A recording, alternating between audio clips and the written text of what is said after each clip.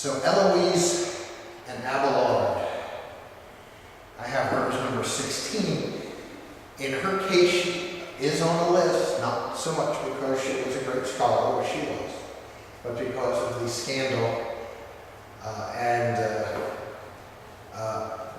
large interest in her circumstances during the Middle Ages.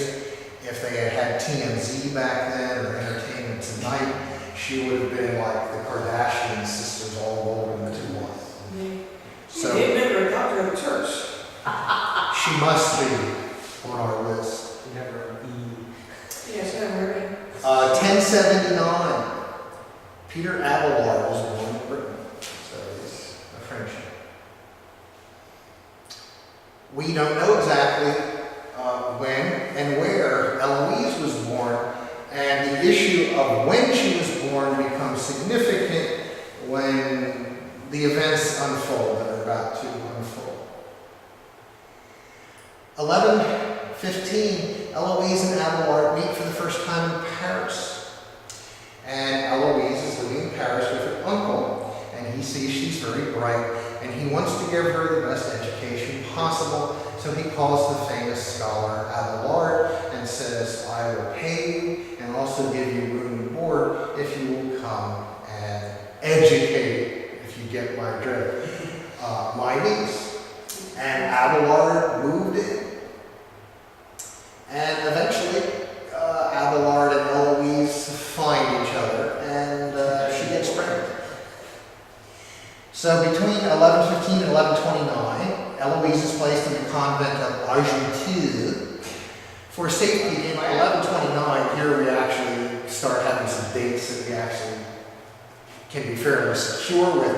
Heloise and the other sisters are removed from the convent of Argenteuil when it is taken over by the Abbey of St. Denis. This would be equivalent to modern day redundancies where a new company takes over your company and they come in and, well, you're out. So they just took all these nuns and they dumped them out on the street. Abelard, who by this time has become fairly famous, moves Heloise to the abandoned oratory of the Paraclete in Champagne, which I think we can at least agree is a cool name, the Oratory of the Paraclete in Champagne. She starts out as a deaconess, and eventually she becomes the prior of this convent also. Did you move the other nuns there too, or just her? No, the other nuns were moved there also. Abelard took care of it. 1129, Heloise and Abelard begin writing a series of 7 letters to each other, and this is why we still know about them today. Because by this point, they are husband and wife. They are living separated from each other. He's the abbot of a monastery. She's the prioress of the convent. They are married, and they are exchanging these letters to each other. 1132, Abelard writes an autobiographical letter called The Story of His Misfortunes, which I think is cool. I totally understand that. And this is often listed as letter number 1 in the collections of Heloise and Abelard, and all of them are available on the web, of course, if you want to read them. 1164, Heloise dies, and eventually she and Abelard are buried side by side at the oratory of the Paraclete.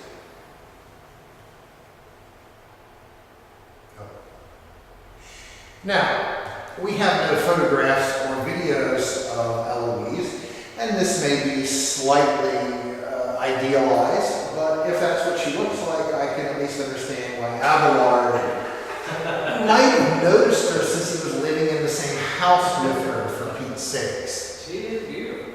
That's what she looked like. So she's a scholar of renown in the 12th century France. She's an expert in Latin, Greek, and Hebrew. So in her own right, she's great, and she's well known, especially in France, not so much outside of France. 1115, she goes to Paris to continue studies, and her uncle Fulbert, you couldn't make this stuff up. Her uncle Fulbert, it sounds like something out of Les Miserables, doesn't it? Arranged for Abelard, the most popular teacher, philosopher, and theologian in Paris, to move into his house and become Heloise's tutor. How unusual was it for a woman to receive that kind of training? progressive for the time that the uncle actually wanted her to receive. He had to have had money, a lot of money. He had to have a lot of money. In time, the two of them become lovers, and eventually Heloise becomes pregnant. Abelard sends her to live with his sister in Brittany to have the baby. And he describes his infatuation with Heloise in his famous story of his misfortunes. Who's the character in the Latin that makes that song out? Here's a quote of Abelard describing Heloise when he first met her. And I want to warn you, this is not discussing her proficiency in Greek interpretation.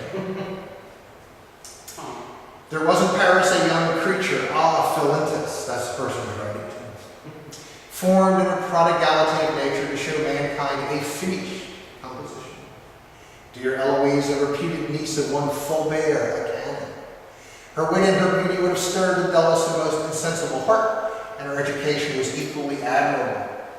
She was a mistress of the most polite arts. You may easily imagine that this did not a little help to captivate me. I saw her, I loved her, I resolved to make her love me.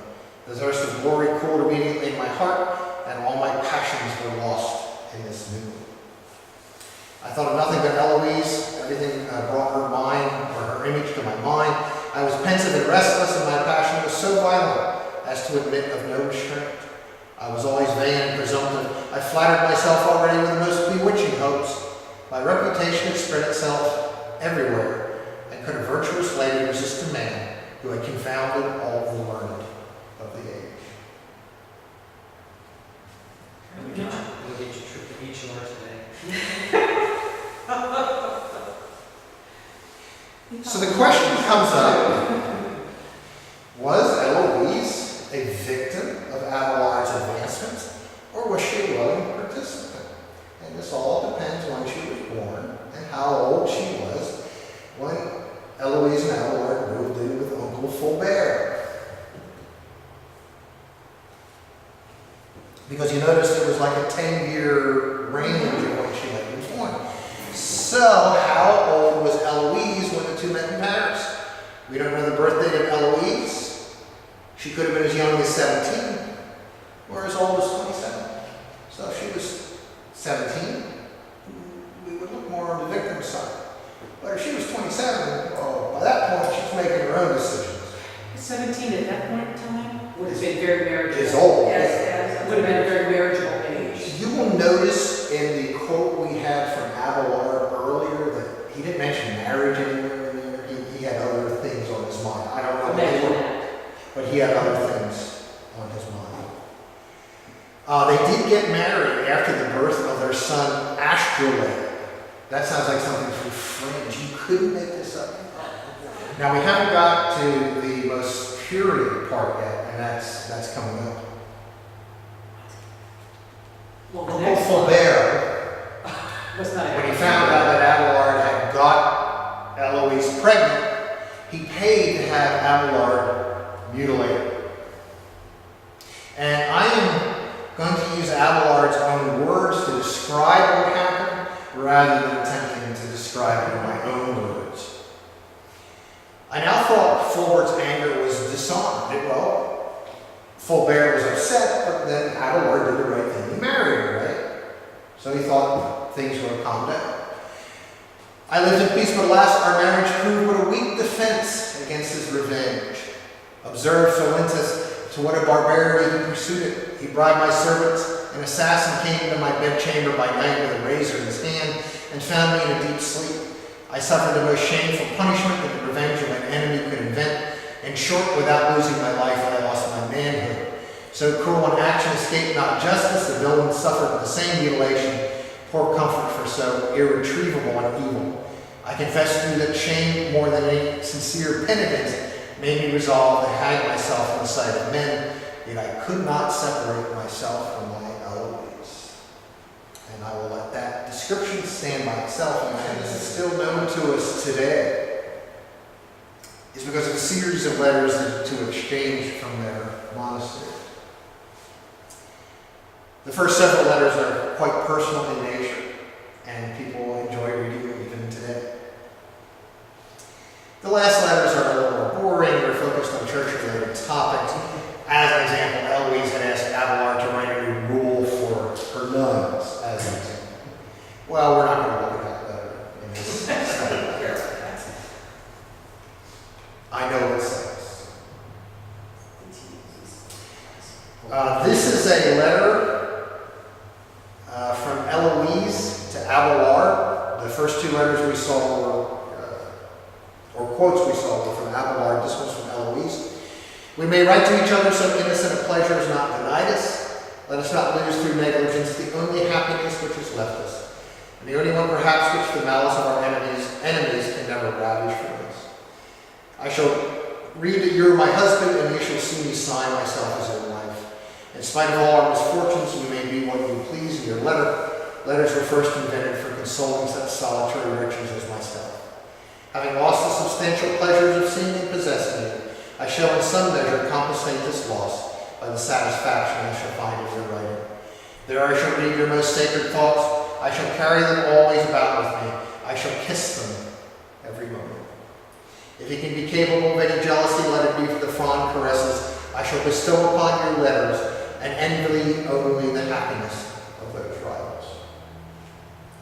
That writing may be no trouble to you. Write always to me carelessly and without study. I had rather read the dictates of the heart than of the brain. I cannot live if you will not tell me that you still love me, but that language ought to be so natural to you that I believe you cannot speak otherwise to me without violence to yourself. And since by this melancholy relation to your friend, she's probably talking about his history of my misfortune, you have awakened all my sorrows, 'tis but reasonable you should allay them by some tokens of your unchanging love. Now, this is the sort of thing you might expect to find in a romance of Tristan and Isolde or something like that.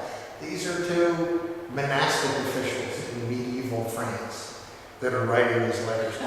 So that's the story of Heloise and Abelard. It's perhaps the most famous story of the whole Middle Ages, and it's true.